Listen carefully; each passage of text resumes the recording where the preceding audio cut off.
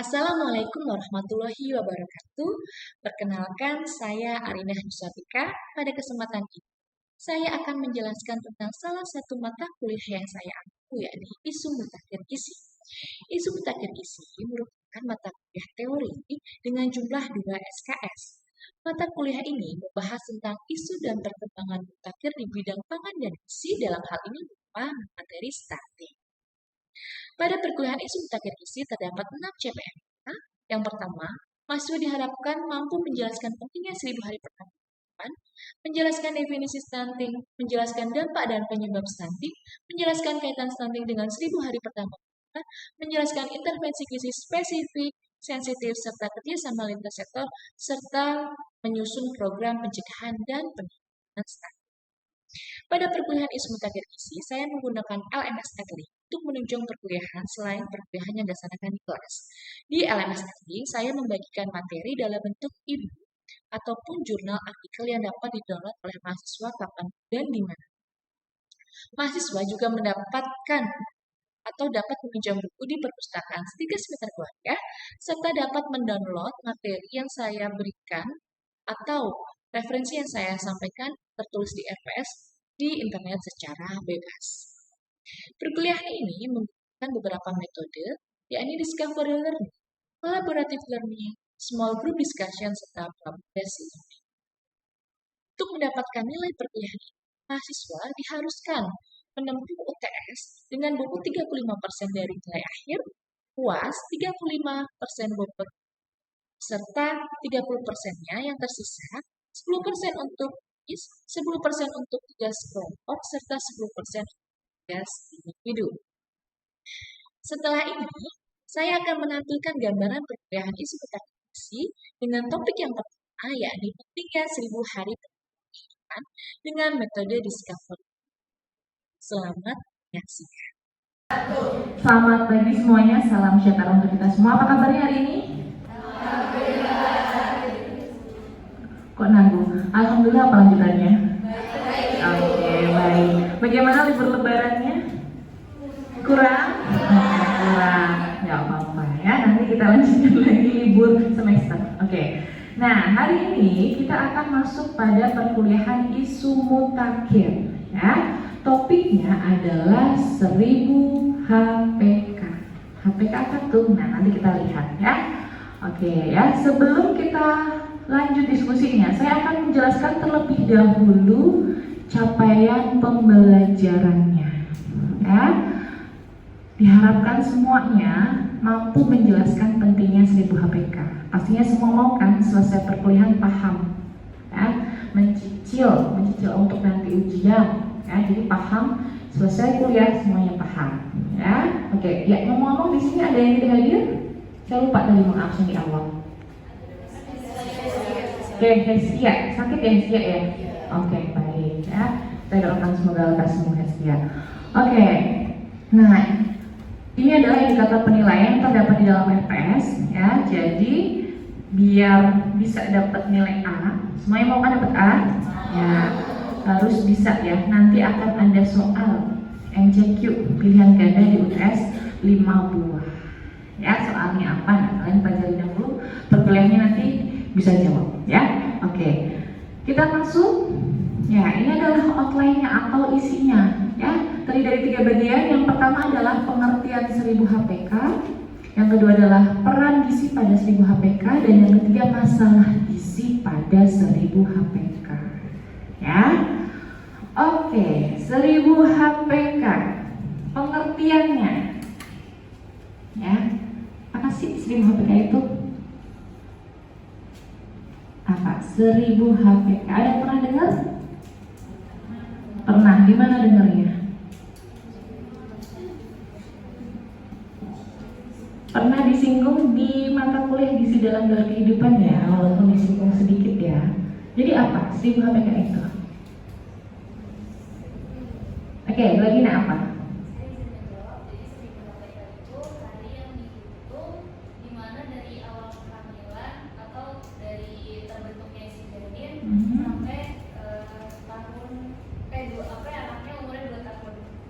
Dari janin sampai 2 tahun.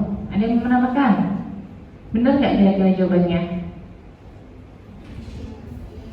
Nah, kata gladinya dari dalam kandungan. Nah, kita lihat di sini ya, ada dua skenario bukan ya. Jadi di sini ada saya slide yang pertama menghitung kehamilan atau pregnancy 270 hari ditambah tahun pertama tahun kedua 365 ya.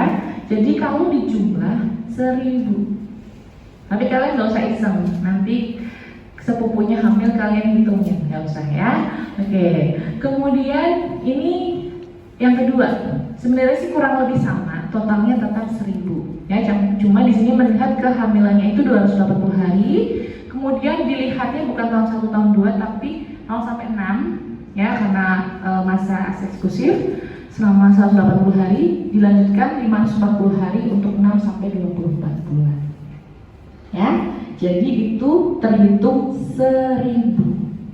Nah, jadi kita bisa simpulkan bahwa 1000 HPK adalah 1000 hari pertama kehidupan ya, adalah fase kehidupan yang dimulai sejak terbentuknya janin. Jadi betul yang disampaikan Glenda tadi, dalam kandungan sampai berusia 2 tahun. Jadi salah nggak kalau misalnya yang menyebutkan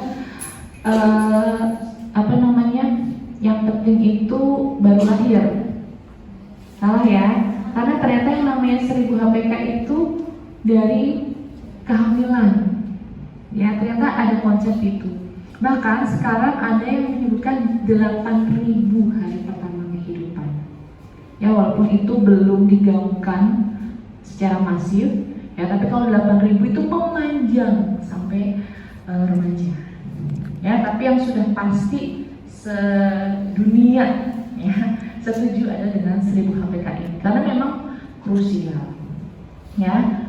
Dari mana sih Bu 1000 HPK pertama kali itu ya? Jadi 1000 HPK pertama muncul ya kalau di Indonesia itu di tahun 2013 ya. Pada saat itu ada Perpres ya yang menyebutkan tentang gerakan nasional percepatan perbaikan gizi. Mulai itu langsung ya ada istilah gerakan 1000 hari pertama kehidupan ya. Nah, Indonesia dari mana Bu?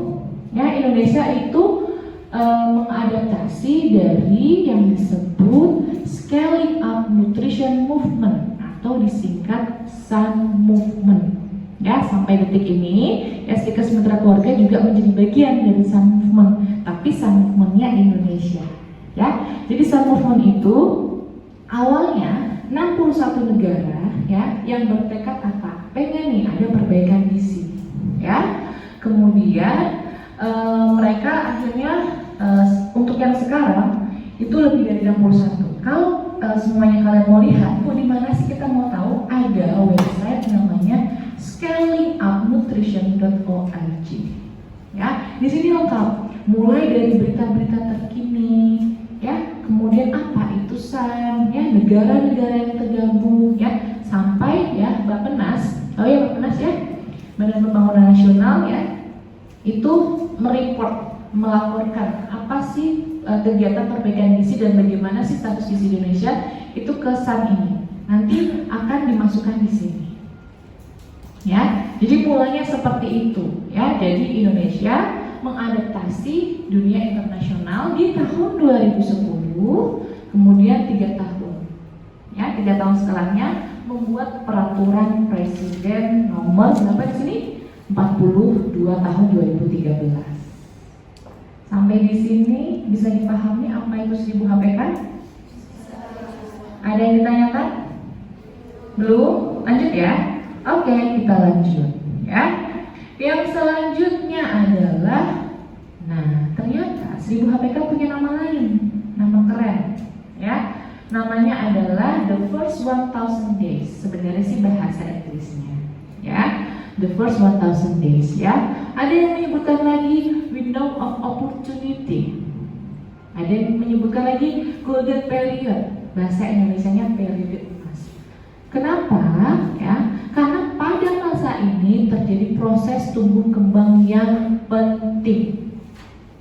Satu, dicatat, tumbuh kembang yang penting. Kemudian apa? Berlangsung 1 dan tidak terjadi pada masa lain dan tidak dapat diulang. Masih ingat? Ya, di dalam kehidupan, ya, fase mana sih yang punya pertumbuhan cepat? Yang pertama adalah bayi, yang kedua adalah remaja. Ya, jadi cepat ya di dalam fase bayi ini kan balita, ya, setelah bayi itu lahir, ya. Dan jika pada masa ini pemenuhan kebutuhan gizi tidak optimal, maka akan mempengaruhi status gizi si anak itu, ya, dan dapat mempengaruhi tumbuh kembangnya. Oke, bayangin dari awal kehidupan 2 tahun bisa mempengaruhi sampai nanti tumbuh kembang anak itu sampai bahkan sampai dewasa. Ya, oke. Yang selanjutnya, nah kita pengen tahu nih, ya, gimana dong Bu biar tumbuh kembangnya bagus, ya. Sebenarnya kalian sudah mencicil di mata kuliah di dalam daur kehidupan. Kita tekankan kembali di mata kuliah ini, ya. Oke. Nah, peran gizi pada 1000 KPK. Nah, di sini nih saya mau ngetes, masih pada ingat nggak nih mata kuliah gizi daur, ya, dan dasar ilmu gizi, ya. Oke. Kira-kira zat gizi apa aja sih yang penting? Semuanya penting, ya. Tapi ada yang digaris bawahi. Nah, kita lihat. Ada yodium, ada vitamin A, ada zat besi, folat, zinc, vitamin D, kalsium, dan lain-lain sebenarnya. Tapi ini yang apa ya? Yang punya peran paling krusial. Oke. Kira-kira kalau zat besi untuk apa ya? Kalau pada kehamilan? Oke, Devi.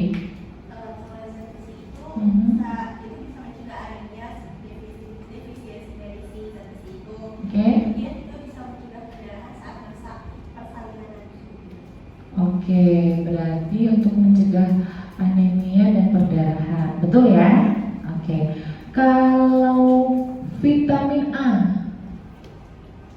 vitamin A untuk apa? Vitamin A, ya, vitamin A. Ingat gak? Vitamin A sebagai, oke, ingat ya, vitamin A sebagai, oke, bisa juga berperan membentuk sel saraf, dan juga sebenarnya vitamin A itu kan juga bagian dari antioksidan. Antioksidan selain vitamin A, vitamin C juga, ya, oke, selenium, ya, oke, kemudian kalsium. Nah, nih, ibu hamil di negara kita mendapat suplementasi kalsium. Why? Kenapa? Oke.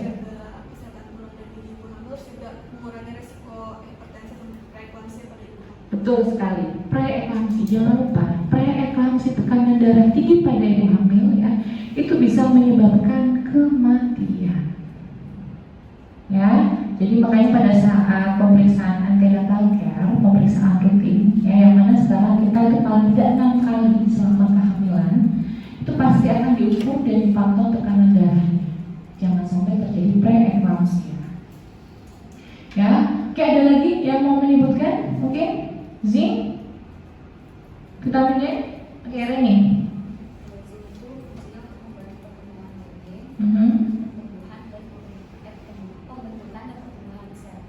Oke. Ah ya, betul sekali. Ya, jadi jangan lupa materi yang udah lalu ada di dasar ilmu gizi, ada di dalam gizi dalam kehidupan, ya, itu selalu berkaitan, ya. Oke, baik, kita lanjutkan. Nah, tadi disebutkan oleh Reni, mencegah cacat, ya. Oke. Nah, kalau kita lihat di sini itu bisa terjadi. Kenapa bisa terjadi? Ya, kita lihat ini adalah minggu, ya, minggu 1, 2 sampai 38 selama kehamilan. Ya, bisa saja terjadi kecacatan, ya, ketika pemenuhan gizi, ya, itu miss. Ibunya baru fokus makan itu udah masuk trimester kedua. Padahal sejak minggu ketiga di sini, ya, ini ada pembentukan sistem saraf pusat, central nervous system. ya, jadi otak, kemudian tulang belakang, ya, itu minggu ketiga, itu baru kecil sekali janinnya, ya, itu sudah perlu gizi yang adekuat. Kalau misalnya terlewat, ya sudah, resiko kecacatan menunggu, ya. Oke, nah makanya ya sebenarnya dari awal menikah itu disarankan untuk merencanakan, ya, dan bila perlu, ya, jika dirasa tidak bisa memenuhi gizi seimbang, mengonsumsi sampolan, ya, karena sampolan bisa mencegah kecacatan, ya. Nih, yang warnanya lebih tua, ya, di sini bisa menyebabkan major defect atau kerusakan yang sifatnya besar, major, kayak kecacatan, ya. Terus misalnya tidak memiliki temurung kepala, spina bifida, ya, neural defect, ya. Kalau yang warnanya lebih muda, ini yang minor, ya, walaupun minor itu kita tidak berharap, ya, terjadi adanya gangguan tumbuh kembang janin, ya. Lalu bagaimana sih malnutrisi? Malnutrisi ini yang saya maksud di dalam saat ini adalah kekurangan gizi, ya. Kekurangan gizi ini dapat menyebabkan apa? Menyebabkan nantinya si janin itu bermasalah. Kok bisa, Bu? Ada yang disebut intrauterine growth restriction. Ya, kalian bayangkan, ya, dalam kandungan ibu, di situ ada amnion, ya. Ada yang menghubungkan, ada yang melindungi janin, kemudian ada yang menghubungkan antara ibu dan janin, ya, itu menyalurkan zat gizi, ya kan? Dan kalau misalnya itu ibunya kurang gizi, apa sih tandanya ibu yang kurang gizi pada saat kehamilan?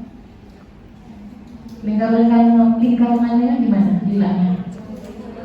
Kurang dari kita menyebutnya KNK, ya, kurang dari ya, itu terjadi intrauterine growth restriction karena yaitu ibunya memenuhi dirinya aja kurang, gimana mau menyalurkan zat gizi ke anaknya. Akhirnya lahirnya BBLL kurang dari 2,5 kilo, ya. Kepanjang badannya kurang dari 48,5, ya. Oke. Kemudian ada gangguan pertumbuhan. Gangguan pertumbuhan itu bisa sarafnya, bisa pernafasannya, ya. Oke, baik. Dan yang selanjutnya adalah ada gangguan metabolik pada saat dewasa, nggak langsung, ya. Jadi anak yang bermasalah, istilahnya kalau komputer tuh sistemnya bermasalah, nanti itu sudah membawa itu nanti untuk dewasa. Itu bisa menjadi resiko gangguan metabolik yang kita sebut sebagai penyakit tidak menular. Contohnya apa? Diabetes mellitus. Oke, ya, yang paling nyata prevalensinya meningkat di Indonesia adalah diabetes mellitus tipe 2. Oke. Nah, ada istilah 13 phenotype. Ini Barker and Hales, ya. Jadi menyebutkan teorinya. Jadi gini, kalau kita pikirnya, ya, nanti anaknya itu lahirnya BBL. Ya udah, Bu, kita kasih makan aja yang banyak. Ternyata bukan seperti itu. Ternyata si anak itu sudah beradaptasi. Karena selama di dalam kandungan itu udah biasa kurang, ya, udah biasa kekurangan gizi. Jadi udah error tuh metabolisme tubuhnya dia. Ya, justru dia akan kesulitan untuk beradaptasi di lingkungan yang kaya gizi. Jadi kalau misalnya kita paksakan dia, ya udah kita kasih aja yang banyak, ya, makanan yang banyak, suruh makan yang banyak. Ternyata bukan seperti itu karena tubuhnya itu kayak udah error gitu metabolisme. Jadi udah ada gangguan metabolisme dan itu bisa menyebabkan resiko obesitas dan intoleransi laktosa, jadi glukosa, ya. Oke, baik. Nah, kalau misalnya sebaliknya resiko obesitas lebih kecil apabila pasca lahir bayi tetap mengonsumsi sesuai dengan kadar. Makanya kalau ada yang prematur, ya, kurang dari 38 minggu, ada yang BBLR, itu seharusnya di bawah penanganan medis. Bukan sembarangan langsung Bu kasih aja susu formula buat naikin berat badan, bukan, ya. Oke, walaupun memang ada susu formula untuk menaikkan berat badan itu ada, ya. Sebenarnya itu susu tinggi kalori, ya, tapi khusus, jadi bukan sembarangan diberikan, ya. Dan itu juga bukan kita yang meresepkan, tapi dokter. Oke, ya. Jadi gizi berperan penting dalam masa awal kehidupan. Ingat ya, ada masa awal, IMB, kolostrum. Ya, kolostrum ini penting untuk apa? Imunitas selanjutnya ke depannya. Warnanya kuning, ya, pekat, tapi justru ini emasnya, ya. Kemudian setelah lahir peran gizi apa lagi? Ya, ASI selama 6 bulan. Ya, ASI selama 6 bulan ini terbukti apa? Salah satunya ya, perkembangan white matter yang ada di otak, kemampuan bahasa, kemampuan emosi, ya, dan manfaat lainnya lagi banyak, ya. Oke, kemudian apa lagi? Ya, pentingnya zat gizi apa? Melalui MPASI, ya. Makanan ini bahan bakar, ya. Makanan makanya sekarang digaungkan adalah isi piringku kaya akan protein hewani, ya. Dan harus sesuai dengan apa? Kaidah pemberian MPASI, ya. Dan ini penting ya untuk perkembangan otak karena ada sinaps, ya. Kalau misalnya kayak akar itu yang saling terhubung, ya, saling terhubung. Kayak pohon, kalian bayangkan pohon itu ada akarnya. Nah, otak kita itu seperti itu. Kalau kita tidak memberikan zat gizi yang baik, ya, maka itu tidak akan terhubung. Plus satu lagi adalah apa ya, stimulasi pada balita, ya. Nah, ini pada awal kehidupan perkembangan otak itu lebih cepat dibanding dewasa, sehingga anak responsif. Ya, jadi kita harus cerewet, harus memberi stimulasi selain memberikan zat gizi yang adekuat. Itu yang disebut dengan neuroplasticity. Jadi anak itu responsif pada lingkungan. Ya, oke, baik. Nah, nih sedikit flashback lagi. Masih ingat nggak kandungan ASI? Oke deh, yang paling penting aja deh kandungan ASI. Yang menurut kalian ini penting banget, ya. Dan ini tidak ada di dalam pabrikan, makanan pengganti ASI pabrikan. Apa? IGA, betul? Jadi kandungan yang terdapat pada ASI yang tidak ada di susu formula dan yang lainnya itu adalah IGA atau imunoglobulin A, itu sebagai antibodi untuk si bayi. Oke, baik, ya. Jadi tidak ada susu manapun yang bisa menggantikan ASI karena punya imunitas langsung asli dari tubuh ibunya, ya. Di samping manfaat lainnya ya, ada lactoferrin, ya, protein jelas, lemak jelas, ya, dan apa juga di dalam adanya bakteri khas, ya, yang penting yang di dalam ASI. Beda ya sama bakteri-bakteri yang ditambahkan di dalam susu formula. Ini bakteri baik ya, yang ditambahkan susu formula, ya. Oke. Walaupun susu formula tetap boleh diberikan dengan indikasi medis atau kondisi khusus, ya. Oke, kemudian selain itu syarat MPASI, masih ingat nggak? Yang pertama, adekuat, jumlahnya harus adekuat. Yang kedua, tepat waktu. Kapan diberikan? 6 bulan, ya. Worldwide secara general, secara mendunia itu 6 bulan. Walaupun negara maju itu 4 bulan boleh, ya, tapi itu tidak semuanya, ya. Oke, kemudian yang ketiga, aman, ya, harus cuci tangan, penyiapannya bersih, masknya bersih, dan seterusnya. Terakhir, bagaimana pemberiannya? Responsif baby. Oke, baik. Nah, itu tadi peran gizi. Gizi itu berperan tadi di dalam 1000 hari pertama kehidupan, ya. Oke, nah sekarang kalau misalnya itu tidak terpenuhi, apa yang terjadi? Ya, ada jelas, ada masalah, ya, ada sebab, ada akibatnya, ya. Ini 1000 HPK yang umum terjadi adalah ibunya KEK, atau mungkin kalau kita nggak lihat usianya, lihat kenaikan berat badannya tidak sesuai dengan yang seharusnya, ya. Bisa 100 gizi normal, ya, harusnya dia sudah bisa 11 kilo nambah, tapi dia sampai selesai kehamilan cuma naik 6 kilo, bermasalah, ya. Oke, terus apa lagi? Balita, ya. Pada balita kita bisa simpulkan, kita kategorikan yang kurang gizi, ada wasting atau kurus, gizi kurang, gizi buruk, dan yang kita angkat dalam perkuliahan ini adalah stunting, ya, ingat itu. Kemudian gizi lebih, ya, dan juga defisiensi zat gizi mikro. Yang mana stunting pun sebenarnya juga bagian dari defisiensi zat gizi mikro. Ya, paling complicated di sini adalah stunting. Ya, makanya kenapa pemerintah bikin gerakan percepatan perbaikan, karena memang sedikit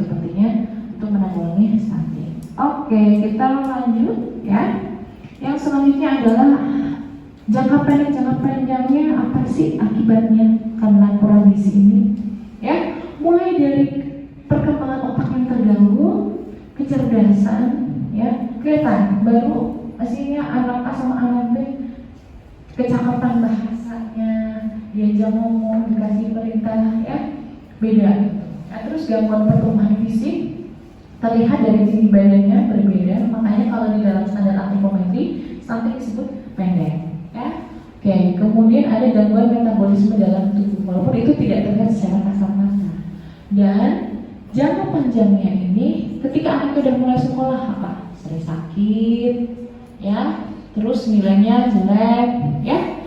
Oke, kemudian yang selanjutnya lebih panjang lagi apa? Pada saat dewasa, mulai itu penyakit beruntutan, ya. Sekali lagi ini resiko, ya, pasti bisa terjadi, bisa tidak. Sekalipun anak itu ada riwayat, ya, riwayat dulunya tidak maksimal, tidak optimal dalam pemenuhan gizinya, ya, dia tetap ada resiko, ya. Nah, yang lebih panjang lagi nih untuk negara. Kenapa ini kita fokus banget? Karena ternyata bisa berpengaruh ke apa? Sumber daya manusia. Ya, Indonesia itu kata konon, ya, katanya IQ-nya urutan kesekian dibanding negara lain. Ya, sedih kan? Terus apa? Produktivitasnya sampai daya saing bangsa. Ya? Oke, baik. Sampai di sini ada yang mau bertanya? Silahkan. Ada yang mau bertanya? Silahkan. Apakah sudah jelas? Sudah. Oke. Kalau tidak ada yang bertanya, saya mau bertanya, ya. Oke. Yang pertama, apa sih 1000 HPK itu? Oke, belakang, Tiara.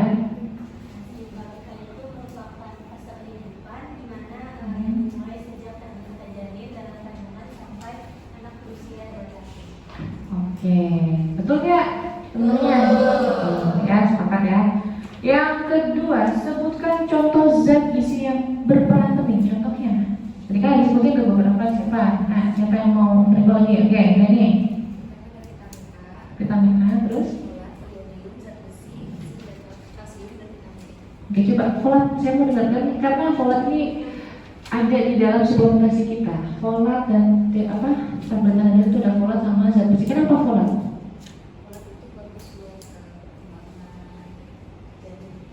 Perkembangan janin khususnya apa? Saraf, ya. Itu yang penting, ya, karena kecacatan itu dimulai dari situ, ya. Terus zat besi juga penting, ya, untuk oke, benar. Itu kan tadi kehamilan, ya. Kalau perkembangan balita, biasanya kalsium buat apa balita?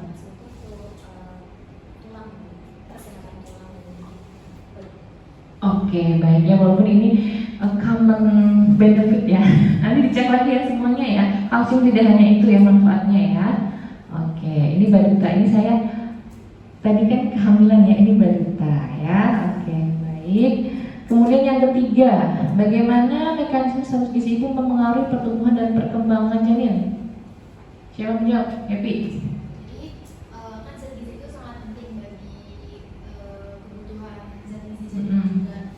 Terus juga bisa menentukan kondisi janinnya juga. Jadi kalau misalkan saat masa kehamilan ibunya itu mengalami malnutrisi atau kekurangan zat gizi, itu bisa berdampak pada bayinya itu UGF, jadi intrauterine growth efficient. Nah, itu bisa menyebabkan bayinya itu berat badan lahir rendah, terus gangguan pertumbuhan atau kelainan neonatal. Oke, jadi itu, ya. Hari ini kita sudah belajar 1000 HPK. Kita lihat bagaimana pentingnya, ya, masa dalam kandungan sampai usia 2 tahun, ya. Dampak jangka panjang, jangka pendeknya, sampai kita bisa mencegah dengan adanya zat gizi dalam 1000 HPK. Ada yang mau tanyakan? Tidak ada? Baik, jika tidak ada, saya cukupkan untuk pertemuan hari ini. Terima kasih atas perhatiannya. Assalamualaikum warahmatullahi wabarakatuh.